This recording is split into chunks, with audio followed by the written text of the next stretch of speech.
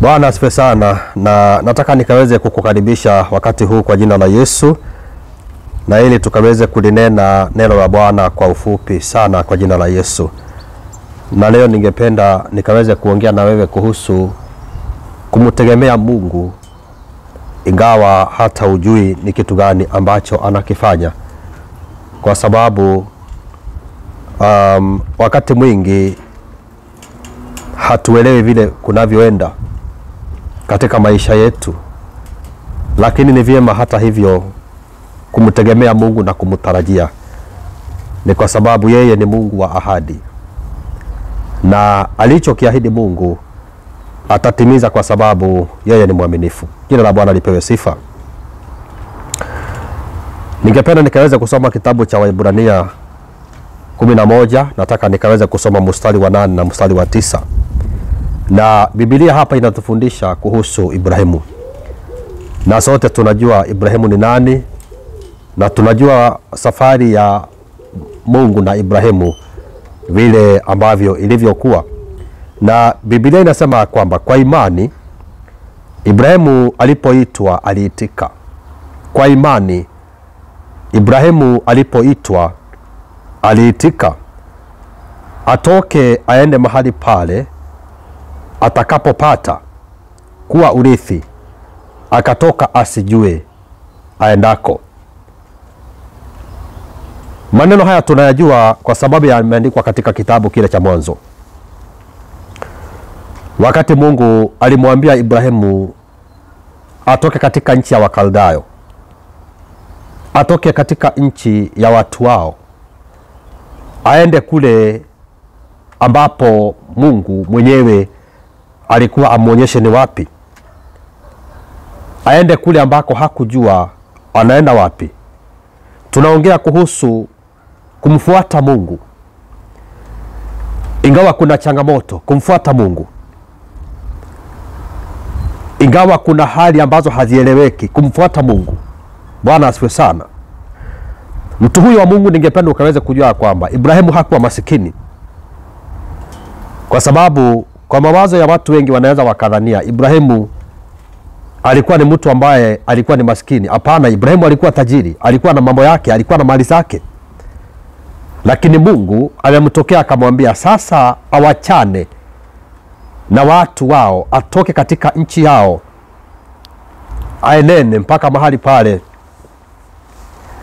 atakapomuonyesha, ili pakaweze kuwa urithi wake. Na neno hili huwa linanifurahisha kwa sababu Ibrahimu mtumishi wa Mungu alichukua kitendo cha imani. Na tunaona ya kwamba maandiko yakiongea yanasema ya kwamba kwa imani Ibrahimu alipoitwa aliitika. Sijui kama wewe Mungu anapokuita katika hali hizo ambazo uko ndani yake, huwa unaitika, ama huwa unampatia Mungu sababu, ama huwa unamwambia Mungu angalia hali zangu. Ibrahimu kwa imani alipoitwa aliitika, aende hata asijue anaelekea wapi. Jina la Bwana lipewe sifa. Mstari wa 9 unasema kwamba kwa imani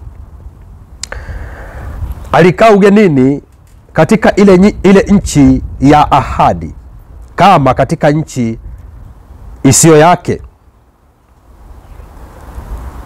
akikaa katika hema moja na Isaka na Yakobo, warithi pamoja naye wa ahadi ile ile. Kwa imani alikaa ugenini. Huyo ni mtu ambaye ameitwa na Mungu. Huyo ni mtu ambaye alikuwa na mali zake. Na kwa hiyo akamchukua mke wake Sara, akamwambia sasa imefika mahali Mungu ameninenea. Wakati mwingine mtu anaponenewa na Mungu inaweza kosa kueleweka. Unaweza hata ukamwambia mke wako nimeisikia sauti ya Mungu ikinihimiza nifanye kitu fulani. Na saa nyingine hata mke wako ama ndugu zako hata na marafiki wataona kana kwamba umechanganyikiwa. Kwa sababu maybe hicho kitu ulikuwa unakihitaji sana, Kuna wakati nilisikia mchungaji mmoja akisema kwamba alinunua gari, na aliponunua gari na akalifurahia sana lile gari, na akaona sasa kwa maisha yake lile gari litamsaidia katika huduma. Lakini alipolinunua lile gari, Mungu akamtokea akamwambia, nataka uchukue hilo gari ulipelekee mtumishi mwingine mahali ambaye nitakuonyesha. Na yule mzee akawa anasema kwamba aliona kana kwamba si sauti ya Mungu ambayo inamnenea. Aliona kana kwamba adui ameingilia kati mambo haya. Lakini akaisikiza vizuri na akasema kwamba na kweli nimeisikia sauti ya Mungu. Akamwambia mke wake, Bwana ameniambia nichukue hili gari letu tumelinunua, tupatie mtumishi mwingine mahali, tupatie mchungaji fulani, kwa sababu analihitaji kuliko sisi. Mke wake akamwambia, hapana, hiyo sauti haukuisikia vizuri. Na ikawa kana kwamba ingeleta mvurugano katika nyumba. Lakini mtu wa Mungu akamwambia mke wake, sauti niliyoisikia, na kwa sababu nimezoea kuisikia sauti ya Mungu akinena, hii si adui, huyu ni Mungu ambaye ananinenea na ananiambia kwamba nipatie mchungaji fulani hili gari. Ingawa mke wake hakufurahishwa na jambo hilo, lakini lile gari akalichukua akalipelekea yule mtu wa Mungu. Akaenda akamwambia, nimelileta hili gari hapa na funguo ndio hii. Bwana ameniambia nikukabidhi hili gari, unalihitaji kuliko vile ambavyo ninavyolihitaji. Akarudi kwa miguu, akaenda nyumbani, akamngojea Mungu. Kwa imani Ibrahimu akaitwa na akaitii sauti ya Mungu. Bwana asifiwe sana. Haleluya. Kwa imani kunaitwa kufanya kitendo cha imani, ingawa hujui ni kitu gani ambacho Mungu anakifanya nyuma ya hema. Kunaitwa kutii sauti kwa imani, ingawa hauelewi katika ulimwengu wa rohoni, katika nyuma ya curtain ni kitu gani ambacho Mungu anakifanya. Maana ninge ya rogosho. Changamoto ziko za maisha na Mungu amekwambia ufanye kitu fulani. Je, utaitii hiyo sauti ya Mungu ama utaendelea kunongona na kumpatia Mungu sababu? Mtu huyu wa Mungu alichukua gari akalipeleka, akaenda nyumbani miguu. Lakini kwa ushuhuda ulionitia moyo ni kwamba mwezi haukuisha, akaletewa gari mpya kubwa kuliko lile ambalo alilipeana. Unapoitii sauti ya Mungu, unapofanya mambo ingawa hauelewi ni kwa nini Mungu amekwambia uyafanye, unayafanya kwa moyo wa kupenda. Ibrahimu amewaacha watu wao, akaenda kukaa katika hema katika nchi ya ugeni. Lakini katika nchi hiyo ya ugeni Mungu alimbarikia huko. Jina la Bwana libarikiwe sana. Bwana asifiwe sana. Na kwa hiyo ni vyema mpendwa kuelewa, kuisikia, kuzoea kusikia sauti ya Mungu. Kwa sababu unapozoea kuisikia sauti ya Mungu, utaelewa wakati Mungu anapoongea. Utaelewa wakati Mungu anapokuongelesha. Ni vizuri sana kuijua sauti ya baba yako wakati naongea. Mtoto wako akilia, hata kama yuko katika kusanyiko la watoto, aliye, ukiwa pale kama wewe ni mama utajua, na hiyo ni sauti ya mtoto wangu ambayo analia, na utakimbia kwa haraka ili ukaweze kujua ni kitu gani kimefanyikia mtoto wako. Kwa nini unaitambua sauti ya mtoto wako ingawa yuko katikati ya watoto wengi? Ni kwa sababu umezoea kuisikia sauti ya mtoto wako wakati analia.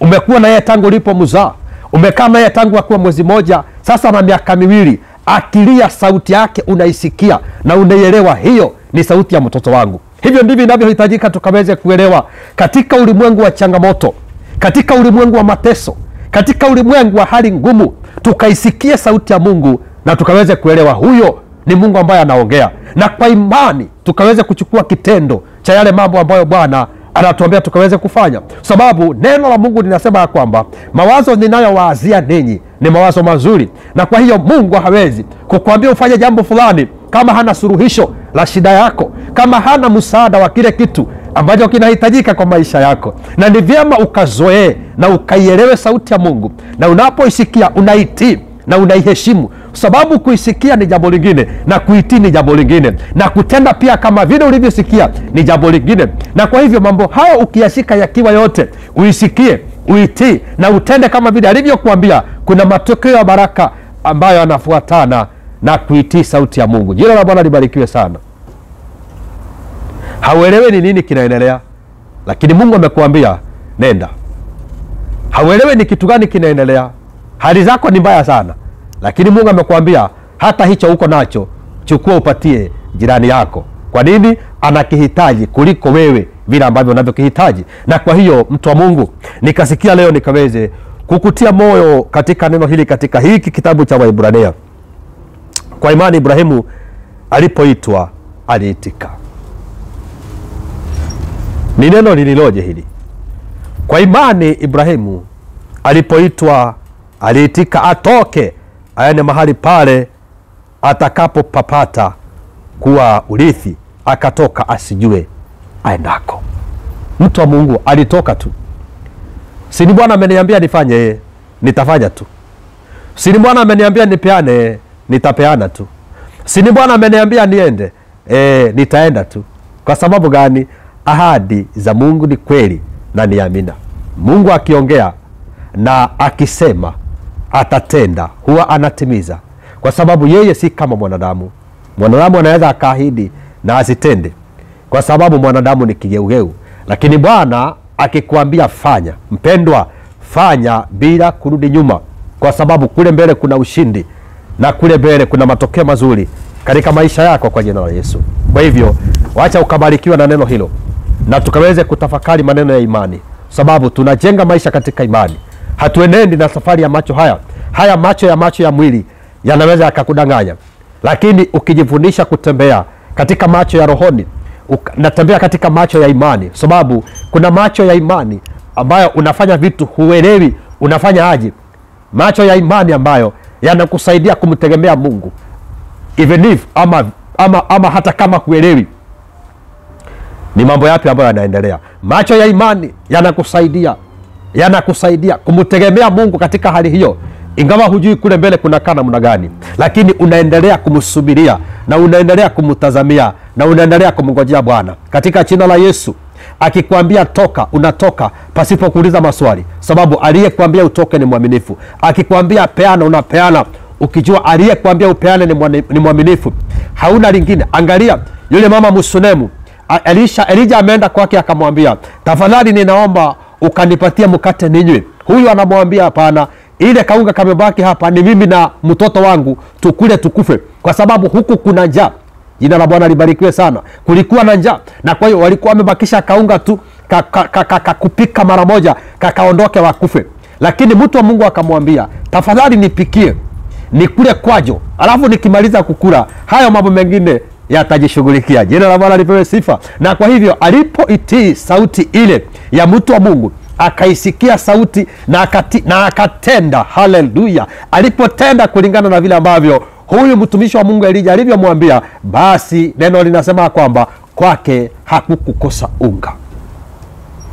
Usizuie, usifanye macho ya mwili na uoga wa shetani ukuzuie uingie katika baraka zako. Bwana akubariki. Barikiwa na neno hilo. Tunapoingia katika wiki hii, ni wiki ya maombi. Tunaanza maombi kesho, tukaendelee na maombi, tukaombe, kwa sababu hii ni wiki ya mwisho ya mwezi wa 5. Ni vyema tukakaribisha mwezi wa 6 katika njia ya maombi. Mahali popote pale ulipo, ni wiki ya mwisho ya mwezi wa 5, tunapoingia mwezi wa 6, mwaka huu wa 6 katikati. Tukamshukuru Mungu kwa sababu ya hiyo miezi ambayo imekwisha, na tukaukaribisha mwezi wa 6 na tukaunenee mwezi wa 6 kwa jina la Yesu. Kwa hivyo Bwana akubariki. Na ukitaka kutujoin ama ukitaka kuungana nami katika hali ya maombi, tukamwabudu Bwana, tukaukaribisha mwezi wa 6, ninakukaribisha kwa jina la Yesu. Andika hapo kwa comment, niandikie ile hoja ambayo maybe ungependa tukaipeleke mbele za Bwana. Mungu wetu ana nguvu na ana uwezo wa kubadilisha hali.